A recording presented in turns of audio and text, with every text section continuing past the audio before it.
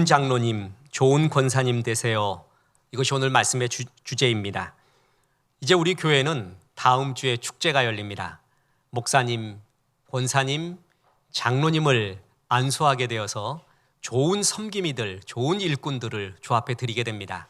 이 축제의 날 하나님의 말씀으로 우리가 좋은 성도님이 되기 위해서는 어떻게 살아야 되겠는가 오늘 말씀으로 살펴봅니다. 본문 보면 사람이 마땅히 우리를 그리스도의 일꾼이요 라고 하면서 맡은 자들에게 구할 것은 충성이다 라는 귀한 말씀 줍니다. 이때 우리는 좁게는 바울과 아볼로 등을 뜻하지만 넓게는 장로님, 권사님, 모든 성도, 우리 모두를 뜻합니다.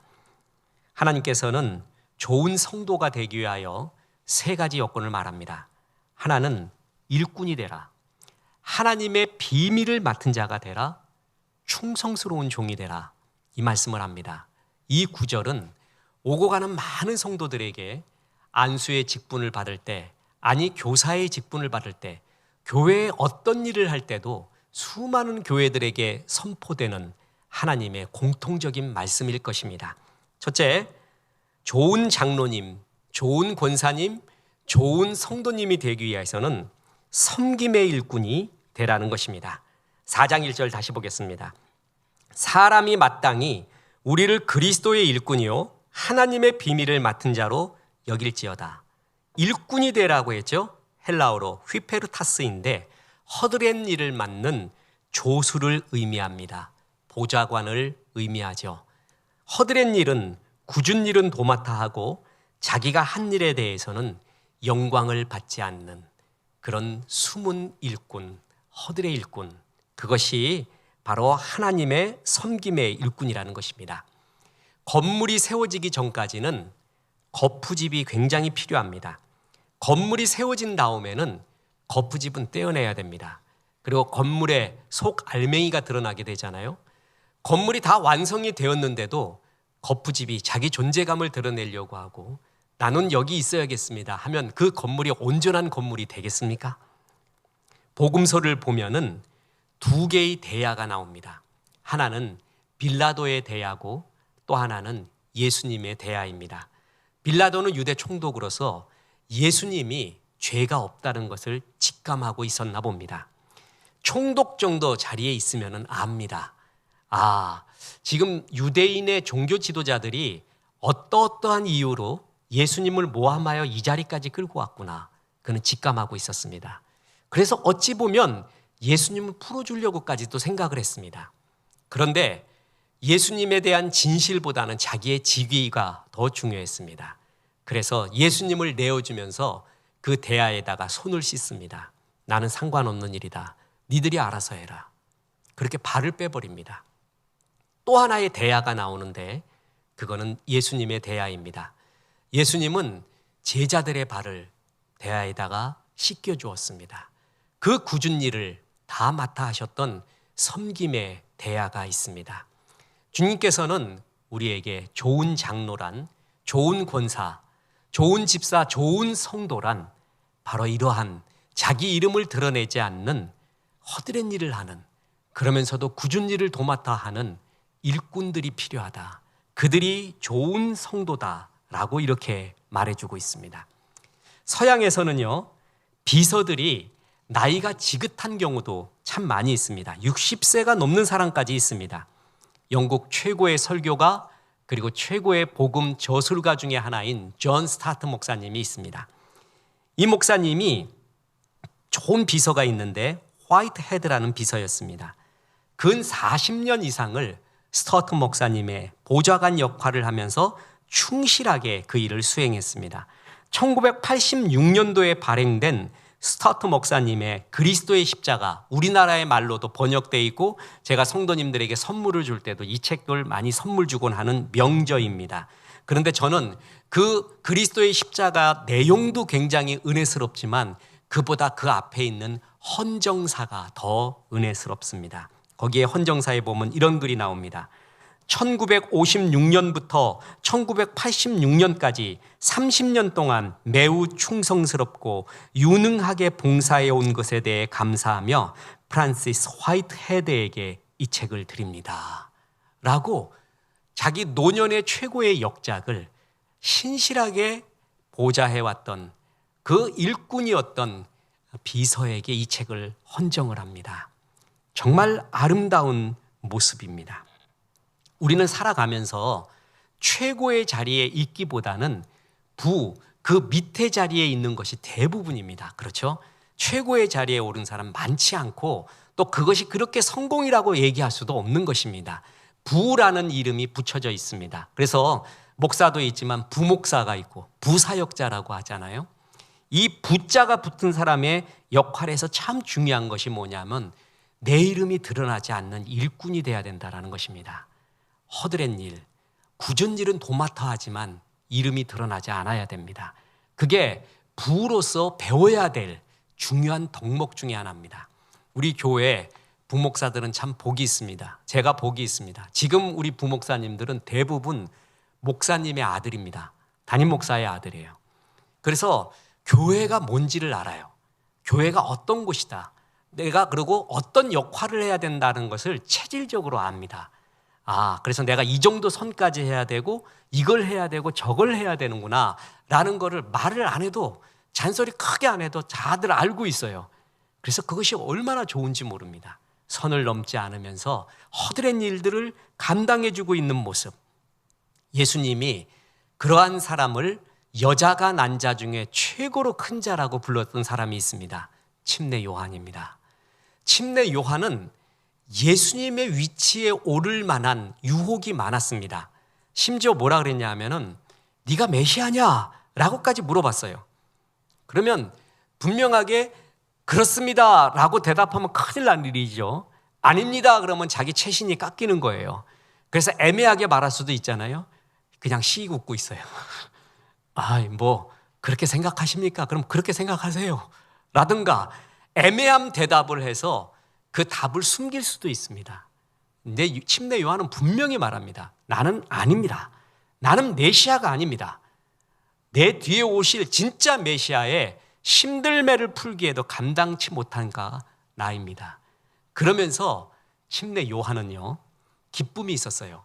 어떤 기쁨이냐 하면 내가 메시아처럼 역임을 받는 그 기쁨이 아니라 신랑이 기뻐하는 것을 보고 기뻐하는 들러리의 기쁨이 있었다는 거예요. 보세요.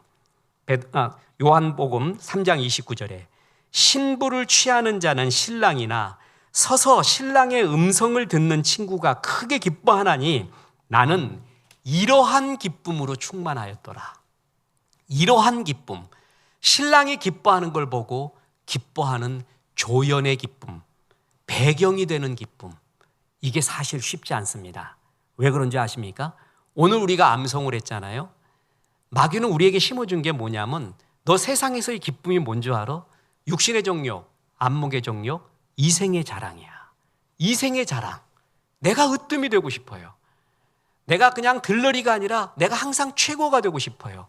이게 우리 마음 가운데 있는 항상 죄성이거든요. 그런데 주님은 하나님의 일꾼이라는 것은 뭐냐 하면 너를 드러내지 않고 주의 나라, 교회를 드러내는, 그리고 네 이름이 사라지는, 그러나 하나님 나라가 커지는 그 기쁨으로 살아라 라고 말하고 있습니다. 저는 담임 목회한 이래로 정말 부끄러워서 고개를 못 든 경우가 있었습니다. 동료 목사님 교회의 어떤 축제 기념 예배였어요. 무슨 기념인지는 모르겠습니다. 몇 주년인가 아니면 안수식인가 같습니다. 그랬더니 거기 침례교 목사님부터 여러 좋은 목사님, 이른바 이름이 많이 나 있는 목사님들이 쫙 있었어요. 그때 저는 아직 풋내기였습니다. 그럴 때 무슨 생각이 드냐면 히트치자 한번 오늘. 내가 나라는 존재를 한번 드러내보자. 그래서 축사를 딱 하게 됐는데 여러분 축사를 할 때는요 그 교회를 높여주는 거예요. 그죠? 그 교회 성도님과 목사님을 높여주고 정말 축하하고 잘하십시오 하고 들어가면 되는 거예요. 근데 저는 딱 시작하자마자 뭘 했냐면 찬송부터 시작을 했습니다. 근데 그 찬송, 난 그때 목소리 사정도 너무 좋았어요. 그 고운 꾀꼬리 같은 미성으로 그냥 찬송을 탁 불렀더니 사람들이 쳐다보고 박수 칠 준비하고 그리고 아주 멋진 말을 했습니다. 박수를 한참 받았습니다. 그러고 앉았는데 으쓱거리는 거예요. 야, 역시 난 멋있어. 봤지? 나 이런 사람이야. 나 한번 드러냈어. 목사님들, 당신들 유명하지요? 난 아직 무명이요. 그런데 내 이 정도요. 아시겠어? 좀 알아주시오. 그게 99%였던 거예요. 그러고 앉았어요. 그랬더니 노 목사님 한 분이 그 다음 축사로 나오시는데 씩 웃으시는 거예요. 그러면서 나는 교회 기념 예배 와서 찬송 부르는 목사는 처음 봤네. 그것부터 시작을 해요. 내가 그때 주의 음성을 들었어요. 이게 아니었구나. 이렇게 하는 게 아니구나. 목사님은 알고 있는 거예요. 그런데 그걸 쓱 웃고 계시는 거예요. 그때 그냥 쥐구멍이라도 정말 들어가고 싶었습니다. 그러면서 제가 기도를 했습니다. 하나님, 다시는 이러지 않겠습니다. 다시는 이런 이생의 자랑에 내 마음 쓰지 않겠습니다. 그때 이른바 서원 기도를 했습니다. 그래서 어느 자리에 가잖아요. 그러면 그 자리를 빛내주고 내가 죽어버리면 돼요. 내가 너무나 멋지게 보이고 싶은 마음, 그거 내가 정말 주목받고 싶은 마음, 그게 모든 죄의 근본이 됩니다. 여기서 일꾼이라고 말하는 것은 뭐냐면 너는 헛된 일을 하는 보좌가 아니다. 항상 그 자세로 해라 라는 마음이었습니다. 그게 바로 좋은 성도입니다. 좋은 장로입니다. 좋은 집사, 좋은 권사가 됩니다. 그분의 이름이 너무 높아지면 안 됩니다. 그러면 잘 못하고 있는 것과 같습니다. 있으나 없으나, 그러나 정말 중요한 때에 섬김의 자리에 있는 것이 좋은 일꾼이 된다라는 것입니다. 그러면은요, 베드로전서 5장 6절에 그러므로 하나님의 능하신 손 아래 겸손하라. 때가 되면 너희를 높이시리라. 사람도 알고 하나님도 알아요. 저 사람 정말 일꾼이구나. 이런 굳은 일을 하면서도 드러내지 않는구나. 하나님도 알고 사람도 알아요. 때가 되면 주님이 높여주는 것입니다. 이런 일꾼이 중요합니다. 또 좋은 장로, 좋은 권사님, 좋은 성도님은 하나님의 비밀을 맡은 자라는 것입니다. 부제목을 얘기하겠습니다. 양반이 되지 말고 성령 충만한 사람이 되십시오. 양반은 뭐냐면 유교적 개념이죠. 우리 사람들은요, 성도라 할지라도요, 평상시에는 굉장히 유교적이에요, 신앙이. 그리고 급할 때는 불교적이 됩니다. 이거 주의 일입니다 라고 합시다 라고 하면은 잘 안 해요. 근데 이거 해야 사람의 도리입니다 그러면 해요. 유교적이에요, 굉장히. 우리가 유교적인 것이 우리의 뿌리 박혀 있는 게 많이 있거든요. 근데 크리스찬 리더라는 것은 뭐냐면, 하나님 나라의 일꾼은 뭐냐면 하나님의 비밀을 맡은 자라는 거예요. 그러니까 양반이 아니라 하나님의 비밀. 자, 보세요. 4장 1절. 사람이 마땅히 우리를 그리스도의 일꾼이요 하나님의 비밀을 맡은 자로 여길지어다. 맡은 자, 오이코노모스, 저택 경영인. 바울 당시에는 귀족의 집안에서는 주인의 가정 실무를 다 맡아 있는 총무, 사무관이 있었습니다. 그 사람이 다 맡았습니다. 그거를 맡은 자라고 했습니다. 오이코노모스. 주인이 신뢰해서 맡기는 거예요. 그런데 좋은 장로, 좋은 권사는 맡았는데 뭘 맡았냐 하면은 보세요. 하나님의 비밀을 맡았다고 했죠. 하나님의 비밀. 성경에서, 신약에서 비밀이라는 말은 영지주의자의 말을 빼놓고는 거의 구원의 사역 때 주님은 비밀이라고 말합니다. 그러면 뭐냐면 하나님의 구원 계획을 맡은 자라는 뜻이에요. 이게 바로 일반 유교의 양반들, 일반 리더들과의 결정적인 차이입니다. 그래서 우리 하늘나라의 리더는 뭐냐면 양반과 같은 리더가 아니라 성령 충만한 리더가 되어야 된다는 것입니다. 교회의 핵심인 예배, 기도, 성경 묵상, 전도, 선교, 구제. 교회는 이게 다예요. 이게 시작이고 이게 전체예요. 이게 하나님의 구원의 계획이요, 구원의 결정적인 역사예요. 그래서 하나님 나라의 일을 맡은 자라는 것은 바로 이런 하나님의 구원의 사역에 적극적으로 앞장서고 섬기는 종이 되어야 된다는 것이죠. 예배에 본을 보여야 되고, 기도를 맡은 자가 되어야 되고, 성경 묵상을 맡은 자가 되어야 됩니다. 예배하면 안 빠지는 사람, 기도하면은 제일 주 앞에 진실로 기도하는 자, 성경 그러면은 얘기했죠. 우리 일반 성도님들 성경 몇 번 읽으라고요? 나이만큼 읽으면 돼요. 너무 과하진 마세요. 그냥 나이만큼만 읽으세요. 목사는 곱하기 3, 장로님 권사는 곱하기 2입니다. 그 정도 읽어야 되는 거예요. 그게 하나님 나라의 비밀을 맡은 자죠. 그리고 전도선교 구제라 그러면 제일 먼저 합시다. 앞장서십시오. 기도하는 데는 한 번도 안 나타나. 예배하는 데는 한 번도 안 나타나. 전도선교 구제하는 데는 어디 갔는지 없어. 근데 교회에 조금 안 좋은 일이 일어났으면은 띠들고 나타나. 얼마나 괴로운 사람이겠어요. 그죠? 띠 딱 두르고 나타나갖고 이래서 해야 되겠습니까? 우리 교회 그런 사람이 없기 때문에 제가 편히 말하는 거예요. 내 마음이 약한 사람이거든요. 있으면 말 못해. 없기 때문에 편히 말하는 거예요. 굳은 일 다 하시면서 특히 하나님 나라와 접속한 리더, 이게 일반 사회에서의 리더와 결정적인 차이입니다. 교회에서의 리더 섬김인은 사회에서의 리더와 그 자격과 여건에 공통적인 것이 있습니다. 분명히 있습니다. 그러나 결정적인 차이가 있습니다. 사회의 리더와 교회의 섬김이와 결정적인 차이는 교회의 섬김이는 하나님과 접속해 있다는 거예요. 그래서 모든 힘을 하나님으로부터 받아와요. 기도로부터 받아오고 예배로부터 받아와요. 성경으로부터 받아오는 거예요. 일반 리더들은 자기의 네트워크를 통해서 받아옵니다. 자기의 경험과 실력으로부터 리더십을 발휘해요. 근데 하나님 나라의 리더는 하나님께 접속한 리더라는 거죠. 이게 하나님 나라의 사람과 아닌 사람의 결정적인 차이입니다. 그런데 하나님과 접속하지는 않고 유교에서 말하는 양반처럼, 세상에서 말하는 리더십처럼 그렇게 생각하면 되겠구나라고 한다면 그것은 하나님 나라의 비밀을 맡은 자로서의 자격이 아닐 것입니다. 그래서 장로님은, 권사님은, 성도님은 무엇보다 나는 하나님 나라의 비밀, 구원 사역의 일을 맡은 자구나. 그래서 성령 충만해야 돼요. 이게 세상 리더와 결정적인 차이가 나는 것입니다. 마지막입니다. 충성스러운 사람이 되어야 합니다. 4장 2절 보십시오. 그리고 맡은 자들에게는 뭐라고요? 구할 것은 충성이니라. 우리는 성공을 위해서 부르심을 받은 게 아니라 충성을 위해서 부르심을 받았습니다. 충성된 자는 하나님이 얼마나 기뻐하냐 하면 잠언 25장 13절에 이런 구절이 나옵니다. 충성된 사자는 그를 보내신 이에게 마치 추수하는 날에 얼음 냉수 같아서 능히 그 주일의 마음을 시원하게 하느니라.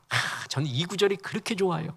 주여, 제가 여름날 추수할 때 얼음 냉수 같은 사람입니까? 아니면 환장하는 사람입니까? 주님 보시기에 늘 이 생각합니다. 여러분 탁구 치고 나서 목이 칼칼하고 덥고 땀 다 났을 때 아이스 아메리카노 한번 먹어보세요. 벌써 침이 고이고 있습니다. 얼마나 맛있는지 모릅니다. 이런 사람 되면 얼마나 좋을까? 주님은 충성된 자를 얼음 냉수 같이 좋아한대요. 보고 웃는 거예요. 그 사람 보고. 그렇게 좋은 거예요. 인생의 시름이 그를 보면서 없어지는 거예요. 예수님의 별명이 있습니다. 예수님의 이름이 아멘이었어요. 하나님 앞에서 항상 아멘합니다. 그리고 이름이 충성이었습니다. 보십시오. 요한계시록 3장 14절. 라오디게아 교회의 사자에게 편지하라. 아멘이시요 충성되고 참된 증인이시요 하나님의 창조의 근본이신 이가 이르시되. 예수님의 이름이 아멘이었어요. 충성이었어요. 목사 안수식, 장로 안수식 하는데 잊혀지지 않는 말. 장로님은, 권사님은, 성도님은 세 마디만 하면 된대요. 아멘 합시다. 좋습니다. 거기다 더불어서 내가 먼저 하겠습니다. 틀린 것도 있죠. 잘못된 것도 있죠. 근데 아멘부터 시작하는 거예요. 그게 덕입니다. 그게 성도님이 가져야 될 덕입니다. 이 충성은 피스티스라고 하는데 믿음, 진실함, 불변함을 의미합니다. 사람은 참 변합니다. 제가 어느 집사님하고 식사를 하는데 잊혀지지 않는 말을 해요. 목사님 실망 마세요. 사람은 변합니다. 잊혀지지가 않아요. 사람은 참 변해요. 처음 마음 그대로 갖는 게 많지가 않습니다. 그런데 충성된 종이라는 것은 변치 않는 종이에요. 끊임없는 종이에요. 늘 그 자리에 있는 믿을 만한 사람이에요. 그래서 이 충성되다는 것은 두 가지 차원이 있는데 관계의 면에서 충성되다. 또 하나, 일의 면에서 충성되다라는 것입니다. 첫째, 믿을 만한 관계의 사람이라는 것입니다. 여러분, 신앙의 핵심이 뭐라고 생각합니까? 저는 대학 다닐 때요, 저희 선배님으로부터, 기독학생의 선배님으로부터 잊혀지지 않는 말 두 마디가 있습니다. 여러 권면의 말이 있는데 선배님으로부터 들은 말 중에 두 가지가 잊혀지지가 않아요.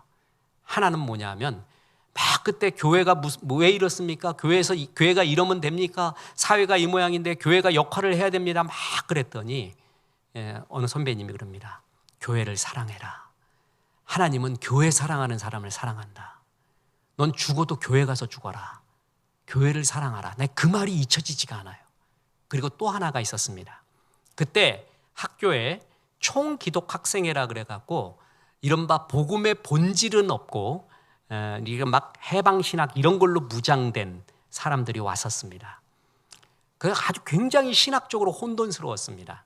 그 친구들이 와갖고 복음의 핵심은 사랑 아닙니까? 우리가 사랑을 전해야죠.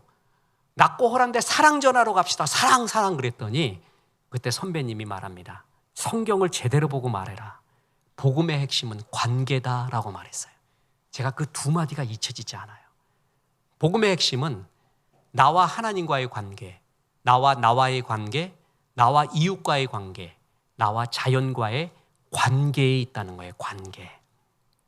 하나님과의 관계가 끊어진 것을 죄라고 합니다. 관계가 어그러졌을 때 우리는 제일 괴로움을 당해요. 그래서 관계가 복음의 핵심이다.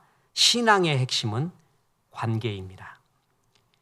충성스러운 종이라는 것은 하나님과의 관계, 인간과의, 성도와의 관계, 목회자와의 관계, 모든 관계에서 신뢰할 만하고 그 관계가 좋은 사람을 의미합니다. 우리는 하나님의 일이라는 것을 말을 할 때 일의 차원으로 생각합니다. 그래서 제자들도 이렇게 물었습니다. 우리가 어떻게 하여야 하나님의 일을 하오리까? 예수님의 대답을 들어보십시오. 요한복음 6장 28절입니다. 그들이 묻되 우리가 어떻게 하여야 하나님의 일을 하오리까? 예수께서 대답하여 이르시되 하나님께서 보내신 일을 믿는 것이 하나님의 일이라. 제자들은 일의 차원으로 물어봤어요. 일을. 그랬더니 관계의 차원으로 말해주고 있습니다. 바울 사도가 말합니다. 네가 어떤 선한 일을 했니? 멋진 일을 했니? 믿음으로 행하지 않는 것은 죄야. 내가 어떤 일을 해도 하나님과의 관계가 없이 했어요. 관계성이 없이 했어요.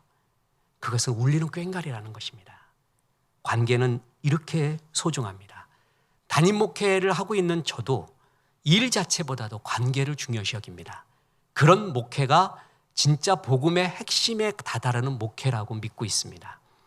우리 아버님이 예수 안 믿었을 때 약주 한 잔을 드시면 해병대 전우로서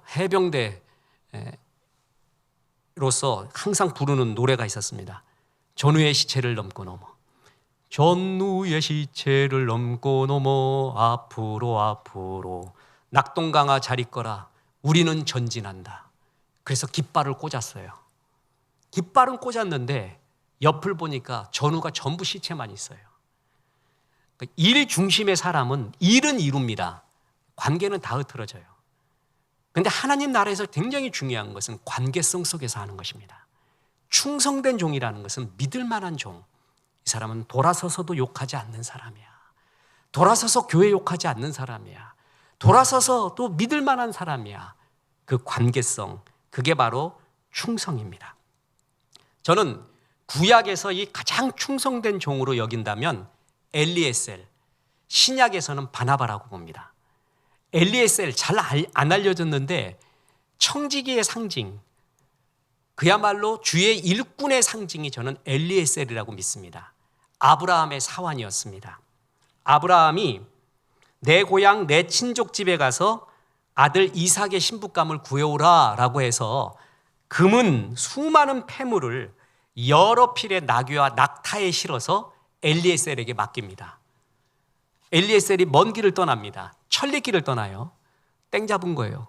그냥 도망치면 돼요. 그냥 나한테 이걸 다 맡겼구나. 내가 오늘이 오기를 기다렸다. 내가 그전까지 쇼를 했다. 지금 이 날이 오기를 기다려서 이제 다 받았구나. 그래갖고 그냥 저 멀리 튀어버리면 돼요. 그때는 교통도 발달되지 않고 잡을 수도 없습니다.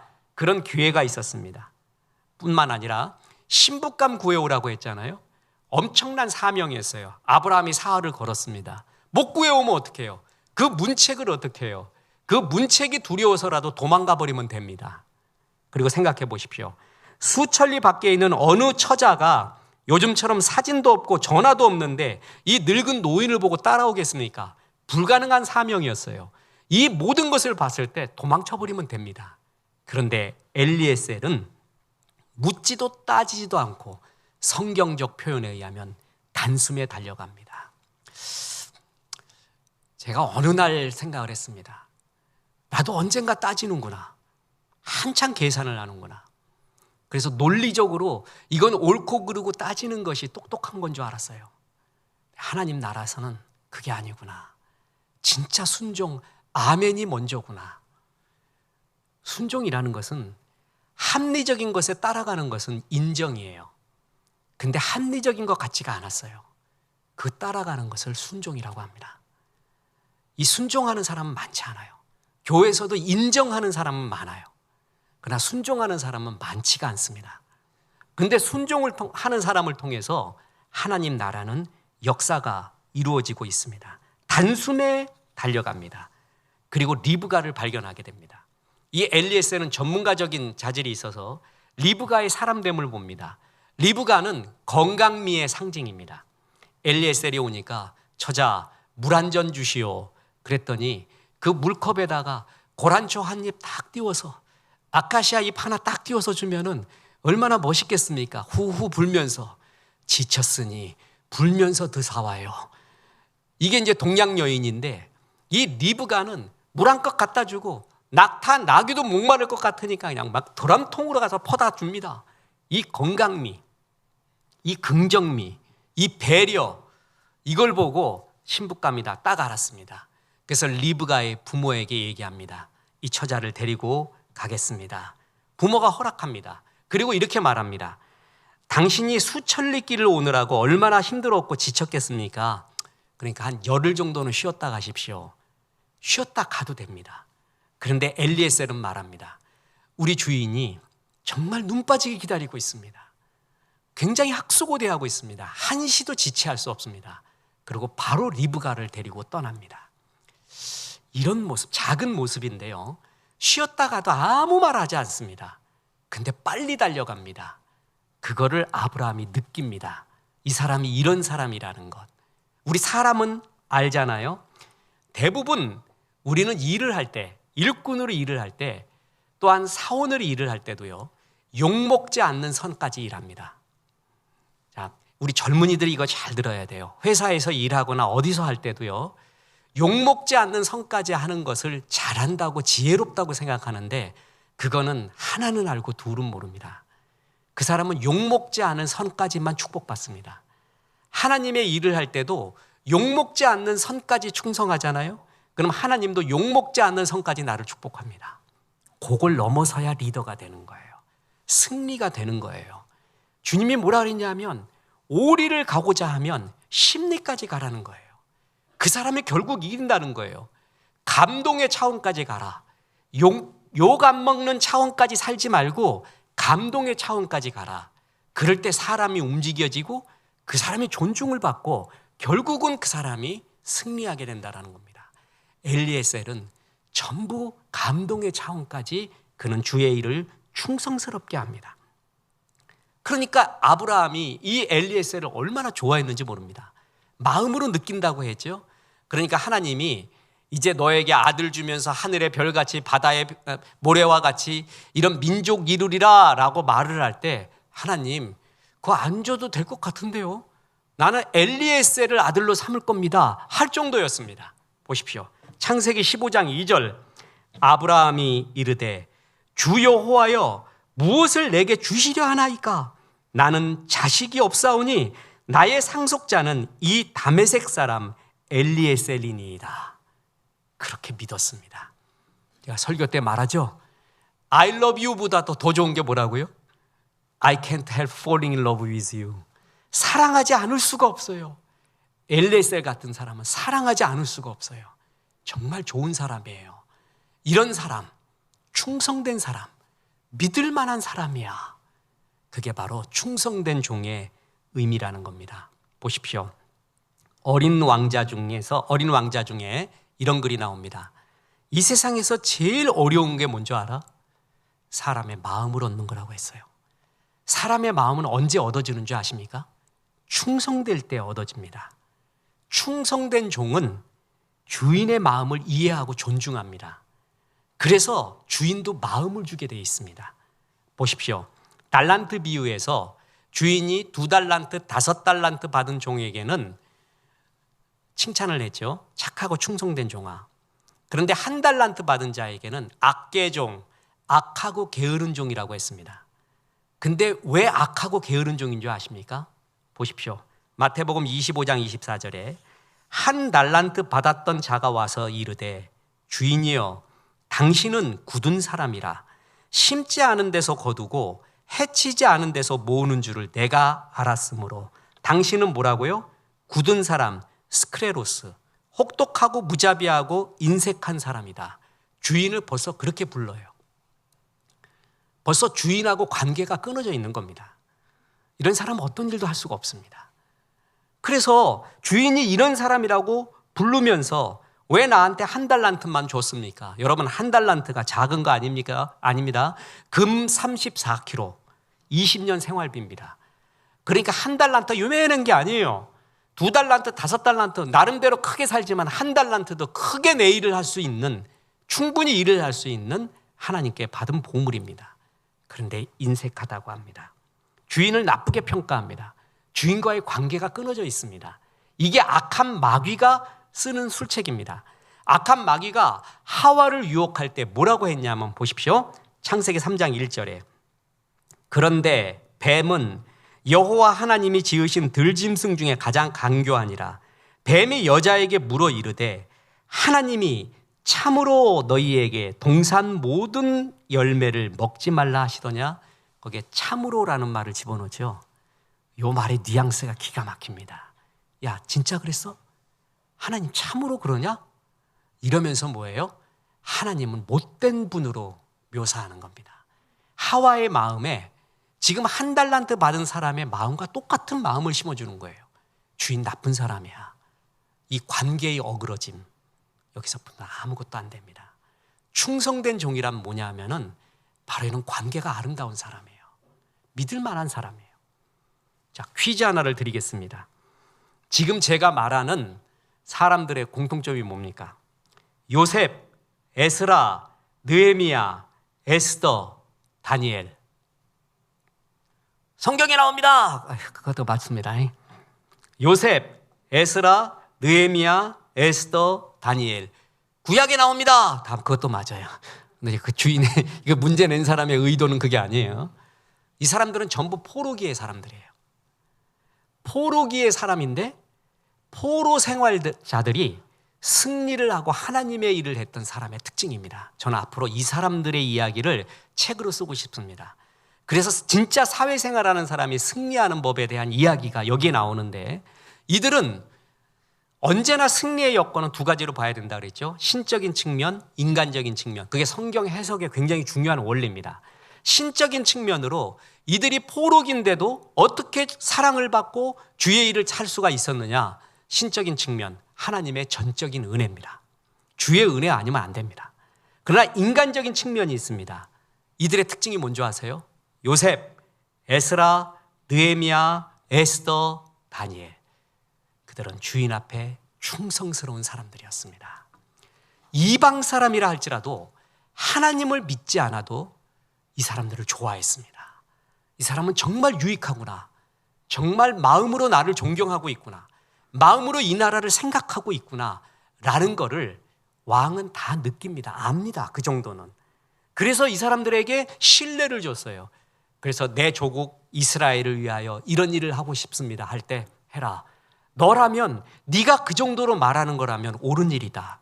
라고 무슨 관계가 있었어요? 신뢰의 관계, 충성이 있었습니다. 일은 누구한테 맡기느냐? 결국 충성스러운 사람한테 맡깁니다.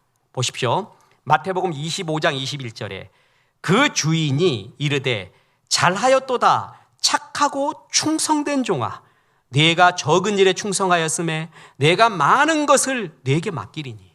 누구에게 맡겨요? 충성된 종에게 맡깁니다. 빌 게이츠 마이크로소프트 창업자가 한 말 중에 저는 두 가지가 잊혀지지 않습니다. 하나는 무슨 마운트 고등학교에서 세상은 불공평하다. Life is unfair. Get used to it. 여기에 익숙해져라. 잊혀지지 않아요. 성공한 부자가 그 얘기했기 때문에 더 잊혀지지 않아요. 자기가 성공한 것도 불공평하다 이 얘기죠. 반성하고 있는 거죠. 세상 불공평해. 거기에 익숙해져라. 거기에 고민하며 평생 살지 말아라. 그 얘기 하나. 그리고 그의 자서전에서 쓴 이 이야기입니다. 보십시오. 이 사회에 능력 있고 지혜 있는 사람은 얼마든지 있다.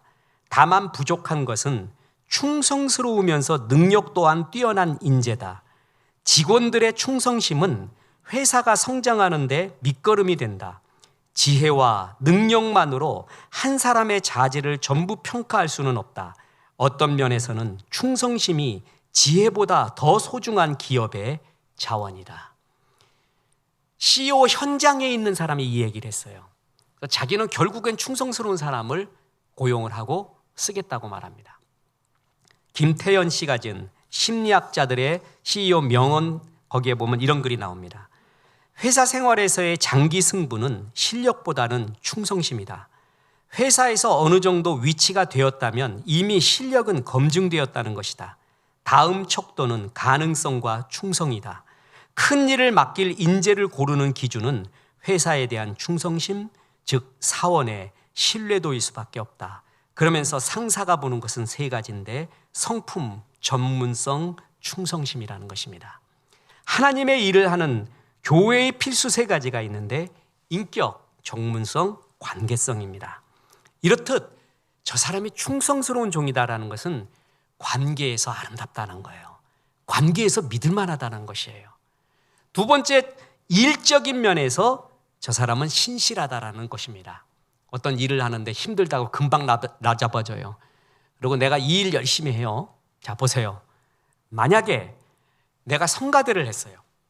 그러다가 어느 날 이제 성가대를 안 하고 교회 교사를 하게 되었어요. 아니면 그 반대가 될 수도 있어요.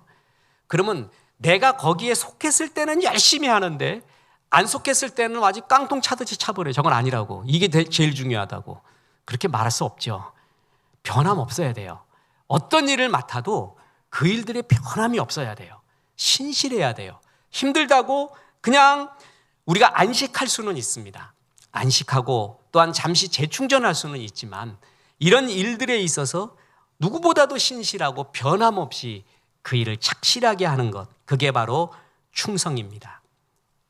늙어서도 젊어서도 영광일 때도 실패할 때도 요셉이 그렇습니다.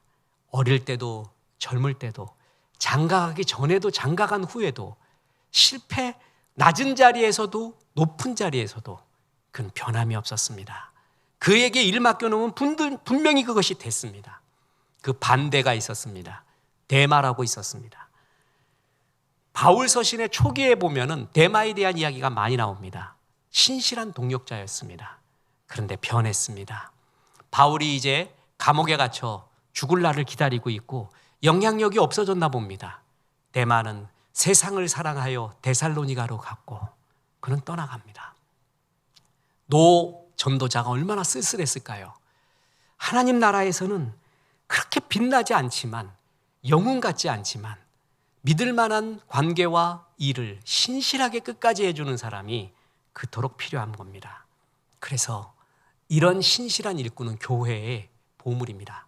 좋은 성도, 좋은 권사, 좋은 장로는 정말 보물입니다. 여러분 또 하나 묻겠습니다. 영화 중에서 제일 기억에 남는 영화가 뭡니까? 저는 우리 장인어른하고 동일합니다. 장인어른 아마 50번 이상 봤는데 저도 벤허가 제일 좋습니다. 전 지금 봐도 정말 벤허는 명작 중에 명작이에요. 이런 작품 하나 누가 또 냈으면 정말 좋겠습니다. 근데 벤허 하면 제일 떠오르는 게 마지막 마차 경쟁, 마차 경주를 많이 떠오르지 않습니까? 그런데 저는 배너에서 잊혀지지 않는 두 장면이 있습니다. 하나가 뭐냐면 모함받아서 이제 노예로 팔려가는 목마른 지쳐있는 배너 앞에 예수님이 나타나요. 뒷모습만 나타납니다. 그리고 예수님이 그에게 물을 줍니다. 그 물을 받아 먹고 예수님을 쳐다보고 있어요.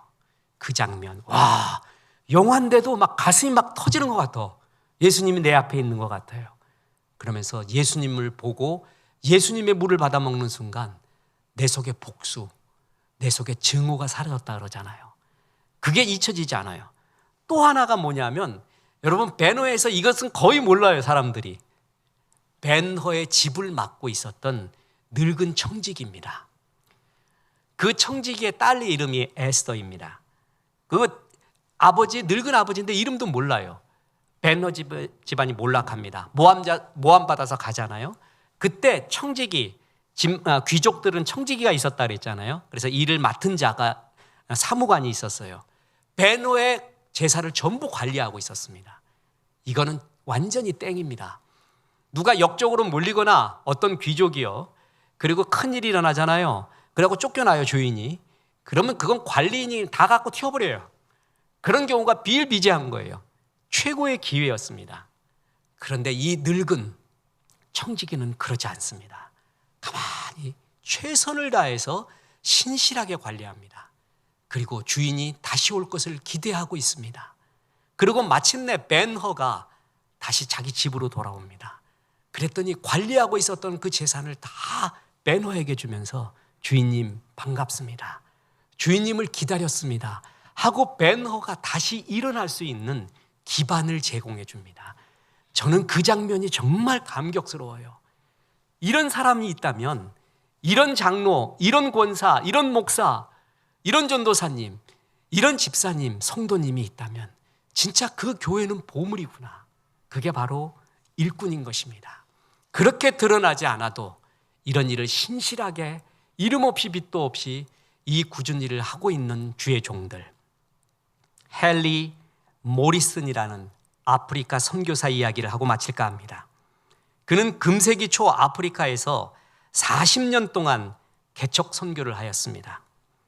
그동안 가족을 잃어버립니다. 자신도 건강을 많이 잃어버린 늙은 선교사가 되어 이제 고향인 미국으로 돌아오게 되었습니다. 그런데 그가 탄 배에는 아프리카에서 코끼리 사냥, 휴가, 안식을 마치고 돌아오는 테오도르 루즈벨트 대통령이 타고 있었습니다. 배가 뉴욕 항구로 입항을 하였습니다.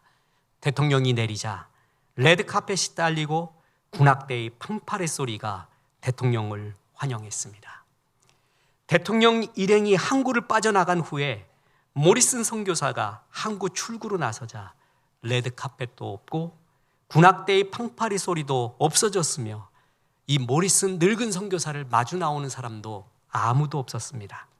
선교사님은 저녁 노을 긴 하늘을 향해 이렇게 소리를 치고 싶었습니다.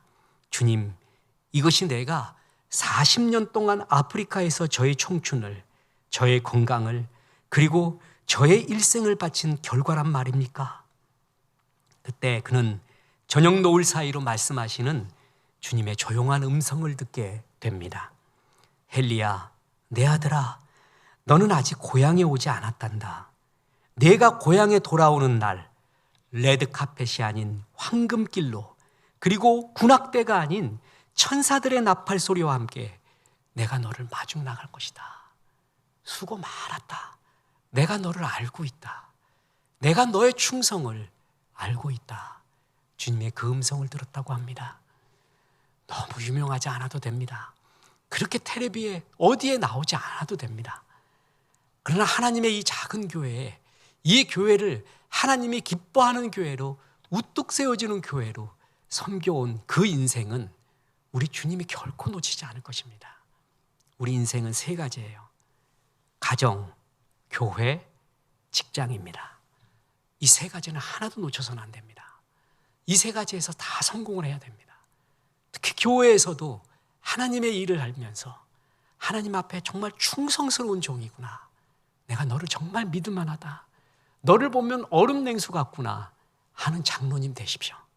그런 권사님 되십시오. 그런 집사님, 성도님 되십시오. 그래서 복의 통로로 사시기를 주 예수의 이름으로 축원합니다. 우리가 주의 일 하는 것은 주님의 은혜입니다. 하나님의 은혜로 찬송합니다.